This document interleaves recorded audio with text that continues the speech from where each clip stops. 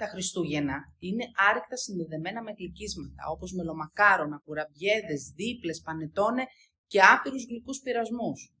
Εάν θες το πιο θρεπτικό γλυκό των γιορτών, ο πρωταθλητής είναι ξεκάθαρα το μελομακάρονο. Γιατί? Περιέχει μέλι, το οποίο είναι πλούσιο σε βιταμίνες συμπλέγματος Β και χαρίζει φυσική ενέργεια. Έχει καρύδια, που σημαίνει πολυακόρεστα λιπαρά οξέα και βιταμίνες επίσης του συμπλέγματος Β.